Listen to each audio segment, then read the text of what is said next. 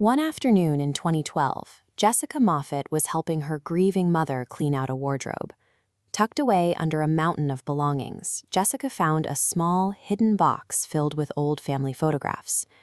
Flipping through the memories, the images took a disturbing turn. One photo showed a knife stabbed deep into a wall, driven straight through a family portrait. Others showed completely destroyed bedrooms and strange, unrecognizable symbols spray-painted across the house. When Jessica asked what these were, her mother, Deborah, turned white. Terrified, she confessed that she had been keeping a horrible secret for decades. Her family had been tormented by something they only knew as the entity. In the mid-1980s, the newlywed Deborah moved onto Archibald Avenue, just outside Los Angeles. It was a tight-knit arrangement. The family owned 3 neighboring houses, with Deborah and her husband living right alongside his parents and his grandmother. When the grandmother suffered a severe stroke, her desperate caretaker tried to intervene using Santeria, an Afro-Caribbean religion where practitioners use rituals to ask deities for help with human affairs. The ritual failed, leaving behind carved markings and broken rosaries. The family fully believed this act opened a door to a violent demonic infestation. While the family spent years seeking help for a demon, the details of their encounter suggest a different kind of terror, one that relies on the language of the supernatural to obscure a pattern of deeply human behavior. The strange phenomena began escalating around 1987. At first, it looked like mild poltergeist activity. A tenant's belongings were repeatedly moved around, and small porcelain dog statues were found mysteriously turned to face the wall. But the activity quickly lost its playful edge.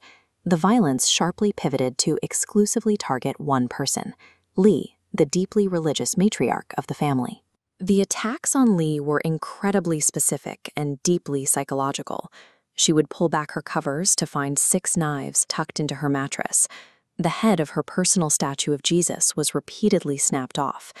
Then the entity started communicating. Messages began appearing on the bathroom mirrors, written in soap.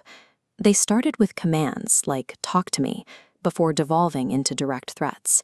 "I hate Lee," and eventually simply, "Lee die."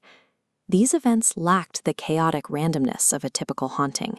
Instead, they functioned as a highly focused campaign designed to terrorize and isolate one specific woman.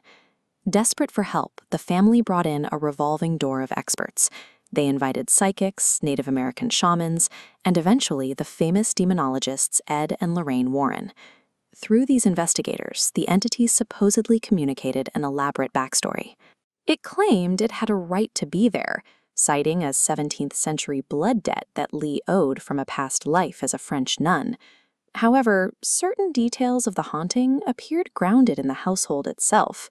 This entity, supposedly an ancient and powerful prince of hell, chose to communicate its most violent threats by writing with the family's own bar of bathroom soap. There were also patterns regarding Bill Sr., the family patriarch. Unexplainably, the intensity of the paranormal activity in the home dropped whenever he was out of the house. His own behavior became increasingly erratic. He moved into an abandoned upstairs room by himself, where he was caught sleepwalking and howling like a wolf. Yet, despite the extreme violence terrorizing his wife, he fiercely refused to involve the police. The constant validation from paranormal experts created an echo chamber, confirming the family's greatest fears, while drawing attention away from the behavioral warning signs appearing in their own home. In this light, the primary suspect shifts from a 17th century demon to Bill Sr. Lee inherited a significant sum of money from her mother. Due to the inheritance's legal structure, Bill Sr. was entirely cut off from these funds. He could only bypass this financial barrier if Lee was dead or deemed legally incompetent. The physical evidence is damning.